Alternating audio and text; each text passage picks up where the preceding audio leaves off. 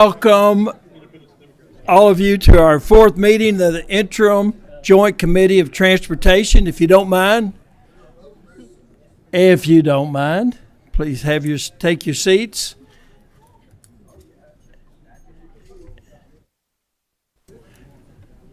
Senator Williams, okay if we carry on? Madam Clerk, please call the roll. Senator Byrd, Senator Carpenter, Senator Mills, here. Senator Smith, present. Senator Storm, Senator Turner, Senator Wheeler, Senator Williams, here. Senator Wilson, here. Senator Yates, Representative Branscombe, here. Representative Bridges, Representative Camuel, here. Representative Dixon, Representative Elliott, I'm here. Representative Fleming, Representative Griffey, Representative Hale, Here. Representative Heverin, Representative Herron, Here. Representative Hodgson, here. Representative Huff, Here. Representative Imes, here. Representative Lewis, Representative McCool, Representative Mosier, Here. Representative Neighbors, Here. Representative Palumbo, Here. Representative Roberts, Here. Representative Smith, Representative Tackett Lafferty, Representative Thomas, Present. Representative Upchurch, Here. Representative Wesley, Representative Williams, Co-Chair Blanton, Present. Chairman Higdon. Here. We do have a quorum. Thank you all for being here today. I remind everyone to please silence their cell phones. And before we get started today, I want to recognize Representative Branscombe at this time. Representative Branscombe. Thank you, Chairman. And unfortunately, Russell County lost a sheriff's deputy last night. Deputy Josh Phipps lost his life in the line of service. And Mr. Chairman, if it's okay, I would just like to take a moment that we honor him and his family and our community who is struggling, and our first responders. His colleagues lost a brother last night, and our community lost a hero. So if we could do so, I'd appreciate it.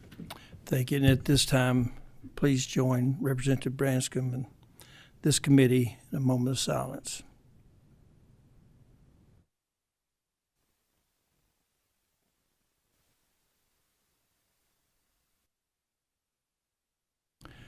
Thank you. Also, many of you have probably heard Senator Johnny Turner, member of this committee, had an accident on Sunday evening. He's currently still in the hospital in stable condition. We ask you all to keep him in your prayers and never miss an opportunity to pray. So if you join with me for a short prayer. Dear God, thank you for watching over our friend and colleague Johnny Turner. Lord God, bless him, bless his family, and bless his doctors. In Jesus' name we pray. Amen. Thank you all.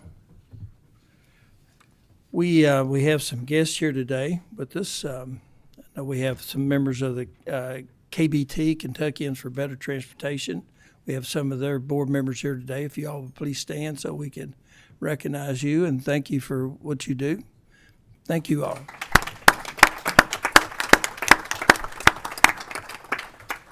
Also have a guest with me today, Tiffany Clark, hiding back in the back there. She's principal at New Haven Elementary School in Nelson County and here today visiting.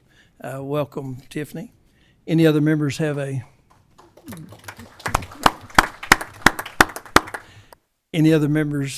guest? All right. Seeing none, we'll get started on our agenda. Our first agenda item is the administrative regs. And where's it?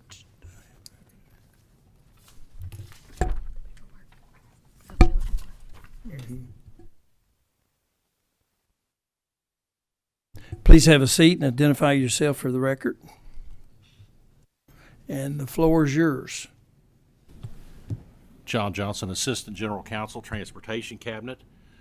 Today, we'd like to offer an amendment to 601 KAR 023040.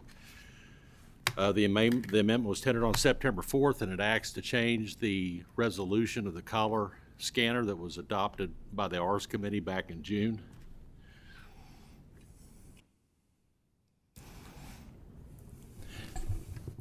Now, would you please describe the changes made to that? The original modification was to add a collar scanner that would allow us to determine whether or not a title was salvage or not salvage. Some states would take a title that was a salvage title and it would be red. Black and white scanners, we couldn't ascertain whether or not it was a regular title or a salvage title.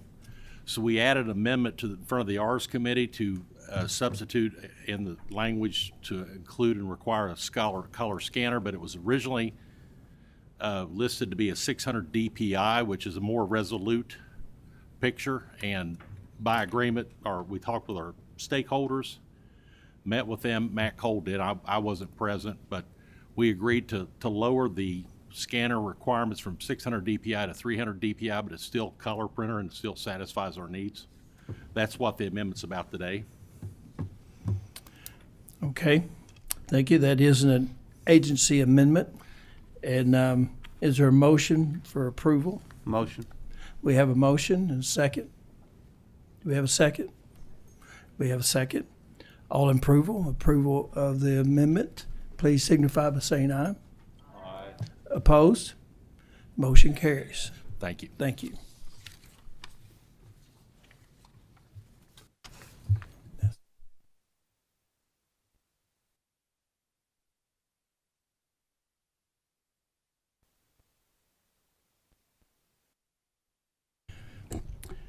Another little bit of housekeeping we need to do. We have a motion for approval of the minutes from our last meeting. So moved. We have a motion. Second. We may have a second. All in favor, signify by saying aye. Aye. Opposed? Motion carries. The minutes are approved. Okay. First item on the agenda, I guess it'd be second amendment on the second item on the agenda, be the recycled asphalt. John Moore, Assistant State Highway Engineer. And if you all please identify yourself for the record, and the floor is yours.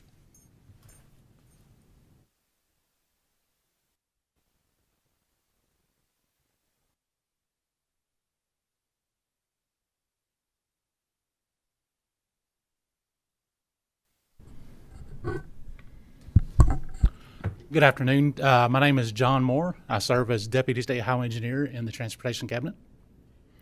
And I'm Tracy Novacek. I serve as Assistant State Highway Engineer for this Transportation Cabinet. Today, Tracy and I would like to provide an update on KYTC's use of reclaimed or recycled asphalt pavement, also known as RAP. As you all are aware, there's language in the Transportation Cabinet's budget bill related to RAP, with a report due next year on the percentage of RAP used in state projects. Today, we've been asked to provide an update on these efforts, and we'll do so. So just to lay it out, I'd like to share with everybody that we all have the goal of increasing RAP utilization in our pavements. With that, we'd like to share some factors that need to be considered to avoid accelerated deterioration, as we have experienced in the past, which impacts our ability to provide safe and efficient travel. Just for a baseline, just to remind everybody what RAP is, this is reclaimed or recycled asphalt pavement, often created through millings or during resurfacing, reconstruction, and rehabilitations of pavements. As part of this, we're going to share our process that we're using to make sure that that we can responsibly increase the usage of RAP in our pavements to ensure the quality and performance of our pavements moving forward.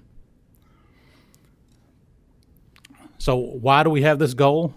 We recognize that done responsibly, using increased RAP can provide safe and reliable roads while optimizing the limited budget that we have available. Reusing asphalt will prolong the benefit of these materials. It demonstrates our desire to be good stewards of our resources while protecting the environment. Finally, since the Cabinet is viewed as a national leader in pavement management, we seek to continue that role in the industry and set forth a robust framework for a balancing increased RAP utilization with pavement performance. To get into the details, I'm going to turn it over to Tracy Novacek with the Cabinet. She's been instrumental in developing our pavement management program, and on her own is recognized as a national leader for pavement preservation and performance management. Thank you, John, and good afternoon, everyone. I want to thank you once again for having us here today to talk about this. I just want to give you a little brief introduction of myself. I have over 20 years of experience with Kentucky's pavements through a variety of roles within the Transportation Cabinet. I've also had the privilege of serving in various Tracy, national make roles. sure your microphone, the green light is burning bright. Good now? Thank you. All right. As I was saying, I have 20 years of experience with Kentucky's pavements in a variety of roles for the Transportation Cabinet. I also have the privilege of serving in a variety of national roles, including as Executive Director for the Southeast States Pavement Association, as a board member for the Southeast Pavement Preservation Partnership, and as an expert for the Federal Highways Pavement Technical Feedback Group. This allows me to have both a national and a state perspective on pavements and how they're performing. The Kentucky Transportation Cabinet currently falls within the 15 to 19% range of RAP utilization across the state, as you saw in the National Asphalt Pavement Association, or NAPA, survey. And there are three primary factors that are limiting our percentage usage, even though we have an allowance of about 20%. And those are the performance of RAP, the management standards that must be in place to ensure quality, and the supply requirements. And I'm going to walk you through each of those a little bit in more detail today. So you heard that Kentucky moved down the path of increased RAP usage, but began to see detrimental performance and limitations to those pavements. The quality of our roads is impacted by factors such as aggregate, gradation, percentage of asphalt used, binder quality, and construction methods, just to name a few. And allowing the market to determine the best utilization of those materials and methods is a significant risk for Kentucky pavements without the proper criteria in place. First of all, our most important responsibility is safety. Increased percentage of RAP used without proper quality measurements can lead to unsafe roads. And while we all agree that national data shows that high RAP pavements can perform as well as conventional mixes, our current data shows that in practice, higher RAP in surface layer pavements tends to crack and deteriorate faster. We have found up to a 20% loss in expected life for high RAP pavements in Kentucky. And this indicates really that more quality control is needed in our state to meet the performance seen in national research and by some of our state partners. RAP also has not been shown to increase buying power and has a significant downside when it causes premature cracking and wear. While our utilization of RAP has increased, the agency has not seen a significant price reduction, and the reduced life that we have seen makes us fall further behind in addressing pavements and comes at a significant cost. Our pavements are one of the largest sources of public wealth for the state. And because of that, we take managing the network very seriously. Our team uses a multitude of systems, partnerships, and reports to monitor cracking, rideability, rutting, friction, and the service life of pavements. Much of the data we house is within our pavement management system, which is federally mandated, but our system has well over 20 years of data for the state. Today, Kentucky is recognized as a national leader in pavement preservation. One of the benefits of being a national leader used in initiatives for federal highways and the National Highway Institute is that we work with and build extensive relationships with other agencies, academics, industry, and federal partners. And we can and do draw on those relationships to gather more information and understand the differences in performance that we see. Again, you have seen the NAPA survey on RAP utilization that placed Kentucky on the lower end of utilization as compared to surrounding states. We have looked at the NAPA survey and at NAPA's documentation and best practice guidelines to better understand what makes that possible. And what we have found is that standards for RAP mix are critical. We also understand that inventory management is challenging and overhead costs associated with RAP are high. So we are working closely with PACI and industry through the Asphalt Forum. Started in 2022, the Kentucky Asphalt Forum is a group dedicated to improving Kentucky pavements through cost-effective innovation. Recycling and the need for a RAP management plan was identified in early 2023 as a focus item that we are now working toward. RAP availability is not consistent across the state. Milling pavements, which is what produces RAP, is more common in urban areas as compared to rural areas.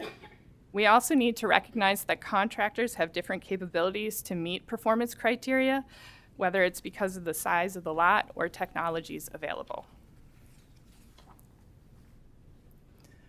We all have a common goal, and together we've made significant progress toward that goal.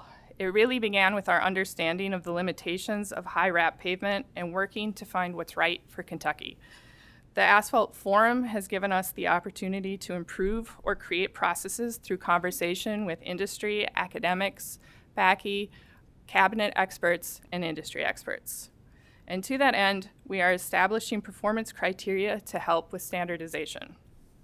We are implementing a RAP stockpile management plan that will provide consistency of the material being used on our roads.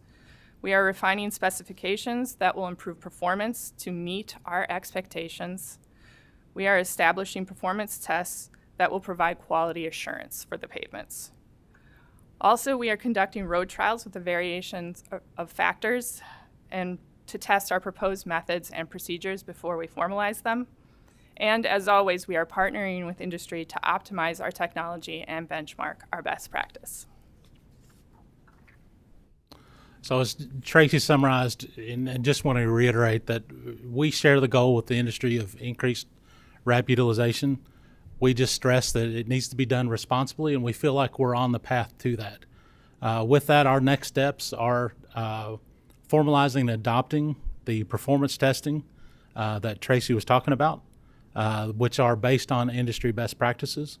This step ensures that the pavements in Kentucky will perform well and perform consistently. Next, we'll implement these practices by way of pilot projects to ensure the processes and testing holds up in the field. And finally, we will continue to partner with industry to find new technologies and methods to improve asphalt performance. With that, we'd be happy to take any questions from the committee. Senator Wheeler has a question. Just a point of privilege, Mr. Chairman. Just after our prayer, I got a word from Johnny's daughter that they brought him out of anesthesia and he spoke. So Very good. That's wonderful news. I'm sure he's still going to have a long road ahead, but I thought I'd let everybody on the committee know that prayers do matter. Thank you. And I guess a good gauge with Senator Turner is how long did he speak? They may have dosed him up again. I don't know. Representative Elliott. Thank you, Mr. Chairman. Are there any federal standards that apply to RAP that we have to comply with or not? There's not any federal requirements. There are federal encouragements to recycle and reuse such materials, but no requirements that we're bound upon. Thank you all. And on the, I had a couple questions on our millings that we're currently doing. when you do a road project, is that in the contract to do milling on that road prior to paving, or how do we go about that? With the contract will be established to determine the amount of millings that's going to be conducted on the project. For rehabilitation, it will mill down the significant portion of the roadway structure, especially in curb and gutter sections where we need to maintain the curb line. There's often milling set up in there to so that when we pave over it, we don't fill in the gutter line. So it's established up front when the project is advertised. So when you do the millings, who controls where? Do you control where that goes? Does it go back to the contractor for use, or does the state? It goes back to they deliver it to the state garage for storage. What's the life of a milling? It's established in the contract what's to be done with the millings. Often they are turned over to the contractor for further use, but it is not rare for millings to be delivered to maintenance facilities for use in maintenance activities through the year, for shouldering, for potholing, for pipe bedding. It makes for fantastic material for that is already in the state's possession. And you did mention that you did more milling in the urban areas rather than rural areas. I notice in rural areas a lot of our problems with, I guess, accidents is that the shoulders are so deep. The asphalt over the years has never been milled down, and there's a drastic drop when we go off. I would hope that you would not ignore the need for milling in rural areas, because it is important that those shoulders not continue to get deeper and deeper. And rural shoulders is an emphasis of ours, and milling is one way to address that, but it greatly reduces the buying power of our pavement dollars to go through and remill every project. So we use it when it's appropriate, and it traditionally is more focused in urban areas, but your point is valid that in rural areas, especially hilly areas, we do have concerns with our shoulders, and we tend to treat those specifically to try and minimize those concerns. Okay. Chairman Blanton has a question. Thank you. And a comment on your all's last conversation. In my area, it don't matter how thick it is, you drop off, you're going over the hill. So, yeah, it just is what it is. I just wanted to comment briefly, Mr. Moore, and say thank you to the Transportation Cabinet for working with our industries on this issue. I know that you all have put in a lot of work over the past year on this, and I look forward to that working relationship continuing with you all, and it's much appreciated. Thank you. Thank you very much. Representative Smith. Thank you, Mr. Chairman. I guess this is for the expert. We have a process in our area we call chip and seal. Is this a product that can be used for that, since it has a coating on it, or it does already have some of the product in there? Is that a recommendation for our counties to look at?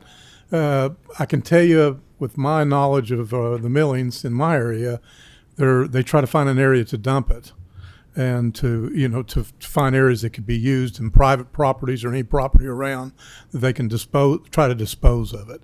Is that a process that can be considered? And if so, maybe we'll volunteer as a pilot program on 50 miles in my county to let you try it.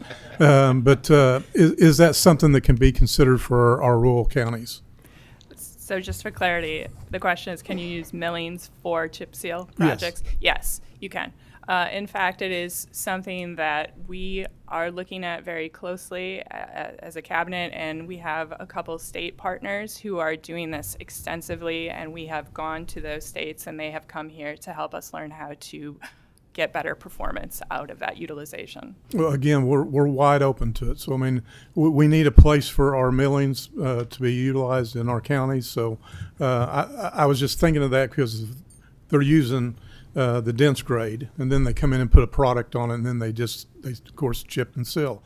So, but our county in our area is starting to utilize that in the back roads that's not traveled as much, but as better than gravel. So we are open to that if you can bring us any information, Yep. the 86th district, and let us know how we can utilize that, because we're fixing to do 75 project, I-75. We've got a lot of large projects going on. There's going to be a lot of millings, so we're open to that. Thank you, Mr. Chairman. Absolutely. If I may, that's depending on the lot size of various companies, that millings can be a hindrance or a blessing. There's many companies that will take anything that you can get, and others that may treat them as waste. Well, Tracy and John both, we thank you all. I see no further questions.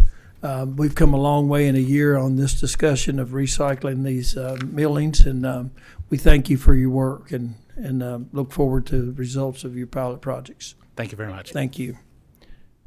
Senator Wilson, I missed him early on. He had some introductions, and back to you.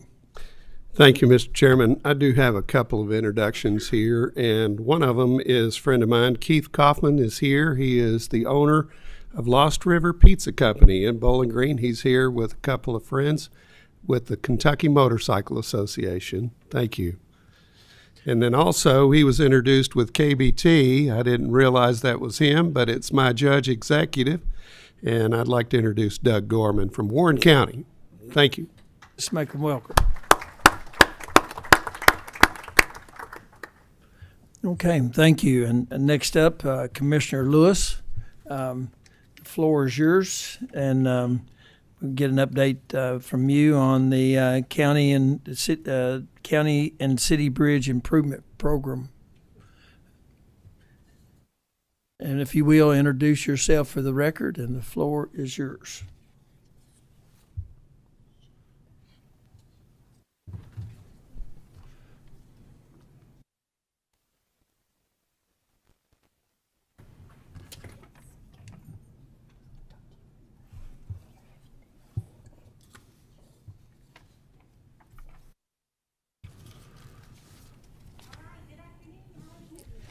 Doing fine. Turn your microphone on there, Commissioner, please. If you. Good afternoon. How Good is afternoon. everyone? Hi. Thank you, Chairman Higdon and Chairman Blanton. It's a pleasure to be here today, all the members of the committee. We want to thank you all for your public service. We always do that. I know how that can be, being a public servant for the entirety of my career. So on behalf of KYTC and Rural and Municipal Aid, we appreciate the opportunity to be here today to give you a brief update on the our County Priority Projects Program and the County City Bridge Improvement Program. So let's start with the County Priority Projects Program. As you all know, this was a program that was enacted in House Bill 265 this last legislative session. And through HJR 92, there were a list of projects that were included. This program was effective July 1, 2024.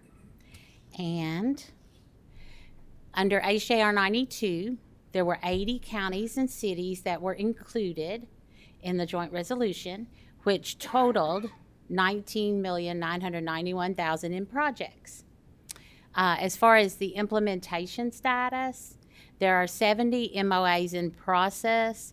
I've got on here it's 95% complete because there are 4 that are not into us yet, but they're in process. So it won't be long and we'll have 100% on that.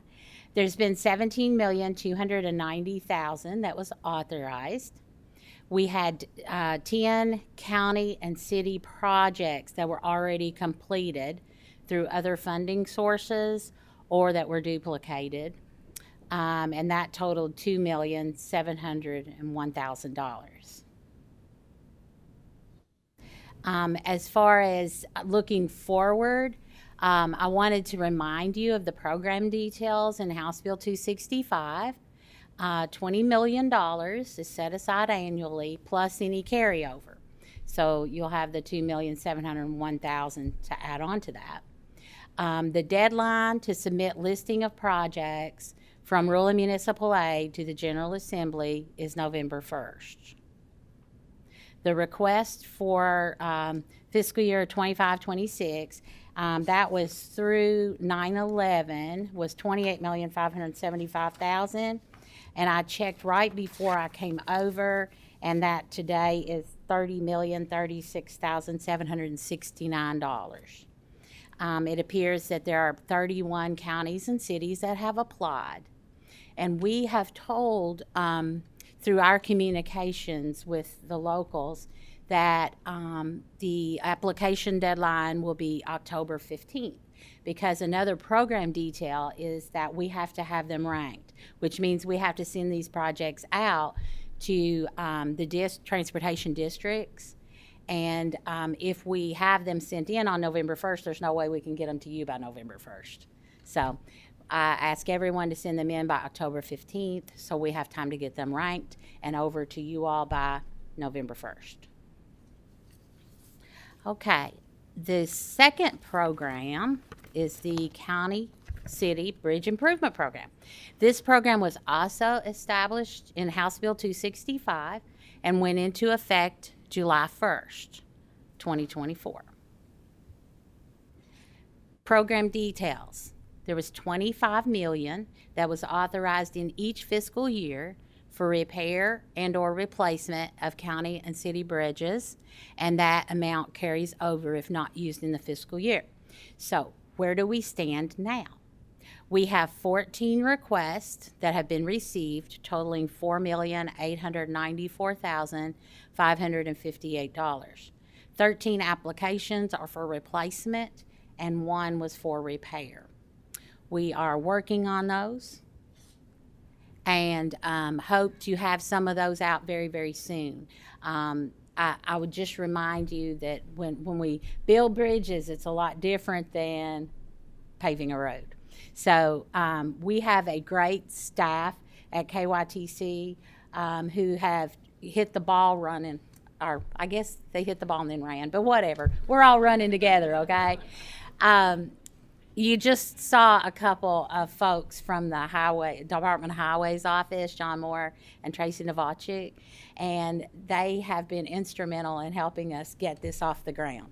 I've told you all before, and if I haven't told you specifically, I'm not an engineer, don't claim to be, and don't know the first thing about it. So it requires subject matter experts to help us make sure that the projects and these structures that are being built with this money is done so that it's safe for the traveling public. That is our goal, and that's where we're moving. So we're hoping to have some of these bridges, ready to go out in the next 2 to 3 weeks. That's my estimate. I could be a little bit off, so don't hold me to that, but that's my goal, okay? So I am happy to take any questions that you have. This is a very brief update. And as you all know, I've told you before, these figures change all the time. So are there any questions that I can answer for you? We will have some of those for you. Yes, sir. First up is Representative and Chairman Upchurch. Yes, sir. Thank you, Mr. Chairman. Thank you, Bobby Joe. On the county and priority project program, if you go back to that slide on the requests through 9/11, you said it was 28,575,000 and change. Yes, sir. Have those been scored at this point? Most of them have. Okay. This is what I call our pending category. Okay. And they have not all been scored because some of them just came in, okay? So they're in process of being scored and back. So the only time I'm really going to be able to give you a hard and fast figure is November 1st. Right. Because it's going to change. Another follow up just a second, Mr. Chairman. Yes, sir. Of that 28 million, what kind of score have you categorized? What falls in the 8s, 9s, and 10s? Yes. I think maybe this will clarify. I think I know where you're going with that. The 28,575,000, the ones that have come in, say mid-July till probably up to 3 weeks ago, have been scored. Okay, and the ones that did not qualify, we immediately send notice out to the judges saying that these roads didn't qualify. So the ones that are in that are new, that are a part of the 28,575,000, it would be a small portion that we have not gotten back scored. Right. So yes, the majority of these are going to be 8s, 9s, and 10s. Okay. So then I think in keeping true to what we did last session, the first time out of the gate was that we tried to hit all the 10s. Yes, sir. And then drop down and hit the 9s in counties that didn't have a 10, and then same thing, I think we wrapped up a few 8s, but that kind of gives us an idea of kind of where we'll be. Of course, it'll be probably double that by the time it comes in. Yes, by sir. October the 15th, so thank you. Thank you, Chairman Upchurch and Commissioner Lewis. This is a new program. I know it was Representative Upchurch and some in the House. It was their brainchild, and it's a new program for you. And I want to tell you that we appreciate your work on this and making sure that it ran smoothly. And from all appearance, it went very well. And like I said, thank you for your efforts and your team for making it run as smoothly as it did. Thank you. Senator Mills has a question. Thank you, Mr. Chairman. Just to have the bridges, I'm trying to get a grasp on this. Had the bridges been analyzed to know what is eligible for this county city bridge improvement program? Is there a list that you could get to us as legislators so we know what bridges qualify, so we can spur on our folks to ask for the money? If you could tell me a little bit of how bridges are eligible, and then if we could get a list, that would be great. Okay, to be eligible to be eligible for this program, the bridge has to be 20 feet in length. It has to be an inventoried structure, and it has to be I just lost something right out of my mind. Do you What know he was that? trying to find out, he wanted to know if the I-69 bridge qualified. That's Oh, what he's wanting to know. That's a good one. on smaller bridges. No, the inspection report is what I was going to say. It has to be inspected by the cabinet. So I've had that question a few times, and there are smaller bridges, but we still have the 80-20 bridge program that's in the rural secondary pot of money, and I encourage people to look at that. If it's an emergency, we still have the emergency pot of money in rural secondary. So we are constantly being creative and trying to help people find ways to solve their problems. But back to your question, the bridges that qualify, 20 foot in length, inventoried structures, and the inspection reports are inspected by the cabinet. I'm sure many of you all know that we had a Local Bridges 101 class that's still going on. And at first, I had a couple of people call me and didn't seem too happy about it. But then, all the calls I've gotten since then is like, that's the best thing I've attended. I mean, that's wonderful. I learned so much.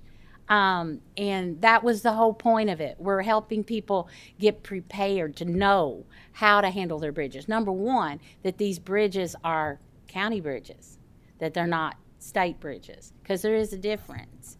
And so we've tried to help people know how to apply for this money. As I said, we take it very seriously at the Transportation Cabinet that we have to provide the traveling public with safe resources, safe infrastructure. And that's what we're trying to do with this program too. And the results, I think, will play that out. Senator Mills has a follow-up. Yes, sir. So there is not a list. Basically, a local official has to request that a bridge be analyzed, studied, to see if it fits in this program. The county, actually, as part of our Local Bridges 101 program, they got a list that showed them what bridges, were on this list that are substandard, et cetera, that, I mean, I may not be describing it actually correct, because like I said, I'm not an engineer, but I know they were given a list of their bridges. If anyone has any questions, all they have to do is call, and we'll guide them in the right direction on that. Now, is there a list we could provide you all? I'll have to check on that. For everyone on the committee, there's two names you need on your speed dials, Commissioner Lewis and Kenny Bishop back there. You need those two numbers. If you need anything transportation, one of the two of them can get you in the right direction. So if you don't have those numbers, make sure you request those from Representative Elliott. Thank you, Mr. Chairman. I appreciate it. Thank you, Commissioner. Microphone. You have your microphone. Is it on? Can you hear me? Yeah. Thank you, Mr. Chairman. Good afternoon. Thank Good you for afternoon. being here. How are you notifying the counties and the cities? What process are you using? Are you going through CAECO, League of Cities? And how confident are you that everyone knows who should know that they can apply for these funds? I just had a webinar week before last with the Magistrates and Commissioners Association. I'm doing a webinar with the League of Cities on the 30th. I have sent out emails. Everybody I talk to, I tell them about it. All of our field staff talks to their constituents about it. I have sent out slides to CAECO, League of Cities, Magistrates, Commissioners, everybody I could think of, saying, please get the word out. There's money here for bridges. So you all please tell people to call me. I'm happy to help them, and so is everybody else on our staff. So I'm doing everything I can do. Every conference I've been to, I talk about it. So. Well, I just want to prevent the situation where somebody says, well, I didn't know about that. And then they contact our office. That's right. And have issues. So, but I appreciate the effort that you've made. It sounds like you've done a lot, so I appreciate that. Well, thank you, sir. And like I said, you all feel free to mention this program to anyone that you can. Oops. Don't forget to talk a little bit more about your Bridge 101 program. Oh, okay. That is the secretary just reminded me that the local Bridges 101 program, that's what that's all about. And we've been encouraging people, well, actually we've told them you need to come to this, because if you don't, you're not going to be able to apply. I mean, you're not going to know how, because applying for a bridge and constructing a bridge are a lot different than paving a road. I mean, you got to have your substructure. Listen at me. I've learned these terms through that. I've sat through several of them. But the substructure and the superstructure and, all that. And they have to know which beams to use. And so it gets very intense. So that's what we do in the local Bridges 101. And like I said, I've gotten so many favorable comments on it. I ask every judge that calls me, I'm like, okay, what'd you think of the program? And they were like, that's really, really good. I got a lot of good information out of it. One of them even said, it's the best program I've been to. And they were, KTC, or Kentucky Transportation Center, was trying to get it approved for their training education component. So I hadn't heard the latest on that, but I don't see why they wouldn't, because it's a really great program. And if any of y'all want to see it, I'm happy to show that to you as well. Okay. Chairman Blanton has a question. Yes, Thank sir. you, Mr. Chairman. Thank you, Commissioner. And that's my question. So first, how long is the 101 class? 3 hours. 3 hours.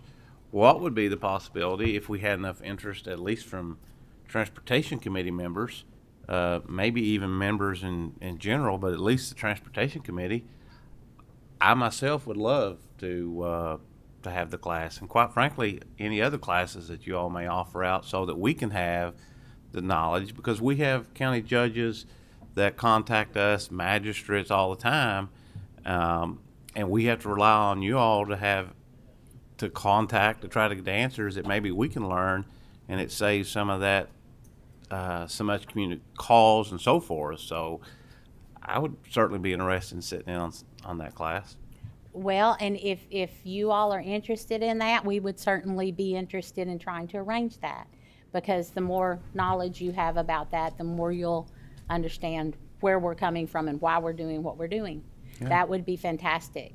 And if I might, Mr. Chairman, I want to brag just a little bit more on my colleagues at KYTC, because not only have the people in central office been working on this, but as you know, we have 12 transportation districts. Each of those 12 transportation districts has a district bridge engineer, and that's someone who focuses on bridges. And those district bridge engineers have been working, really hard toward helping counties come up with the plans that they need to correct their substructure, in addition to the work that they already do. Did you all know that with the inspection reports, KYTC is required to do that? Did y'all know that? Under federal law. That's why we do it.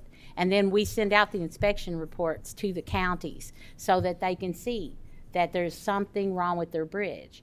Now, the whole reason we started this program was because we would have people say, I need a new bridge. But when you got to looking at the inspection reports and talking to the engineers, you see that they don't need a new bridge. What they might need is a new beam and, some fix to the scour or something at the bottom. So we went from a request of $550,000 to a request of $150,000. So we can help the traveling public, we can help the budget and be able to do more. So that's our whole goal. Any other questions? Representative Bridges has a bridge question.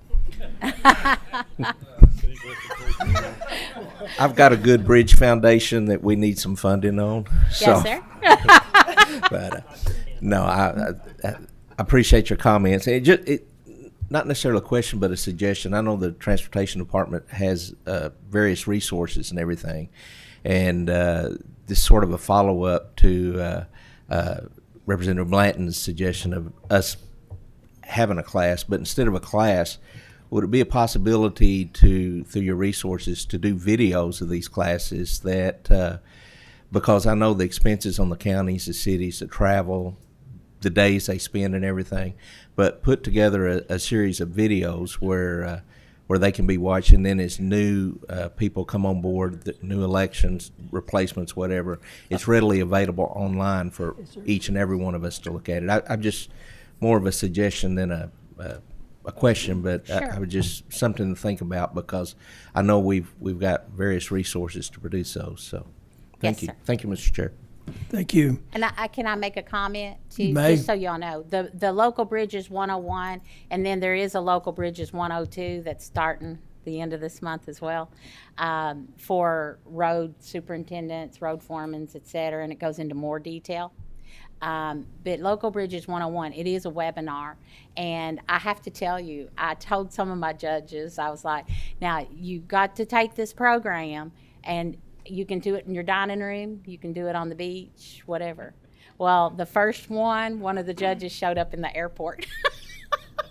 I was like, good, I'm glad to see that. So we did make this class very accessible to everyone. It was at no cost to the counties, and it was a webinar, so they could do it anywhere with a Thank Wi-Fi you. connection. We will get staff to send out all the members to see if they're interested in doing this class, and Sure. We'll see if we can get that authorized for maybe one sometime in October,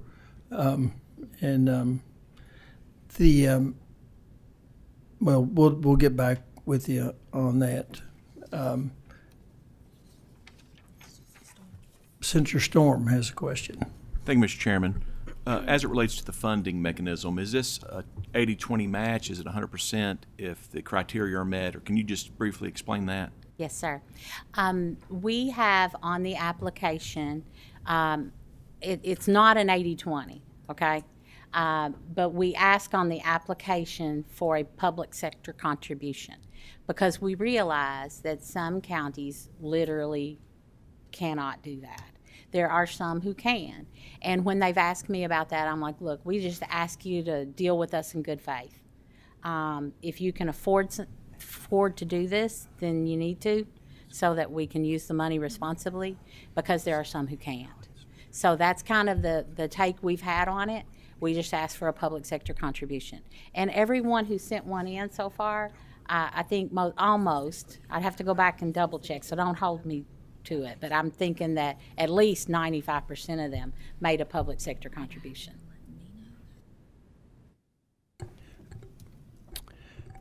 Seeing no further questions, Commissioner, thank you so much for being here, and thank you for your work on this project. It won't be long. We'll be right into year 2 of this. So Yes, sir. thank you so very much. Appreciate you all. being here. I appreciate it. Secretary Gray, you're not on the agenda. Thank you. It shows a lot of dedication that you would attend the meeting, that you're not on the agenda. But if you'd like to say a few words, we'd be glad to hear from you. I don't want to take from your time. I don't want to take from the important work of the committee. Turn your microphone on. I usually do that. Okay. I said I don't want to take up important time of this committee, but as Bobby Joe said, we always want to say thank you for your public service to each and every one of you all. Thank you. And we genuinely enjoy the working relationship with everyone. Thank you all. And you said that you had Bobby Joe's number on speed dial and you've got Kenny's, Mr. Chairman. I think you've got mine as well. Well, I want to thank you and your entire team for being responsive. If we have a problem, you will always get back to us, and we appreciate that. And thank you all for your work. Seeing no further business, we have a motion for adjournment. All right, we are adjourned.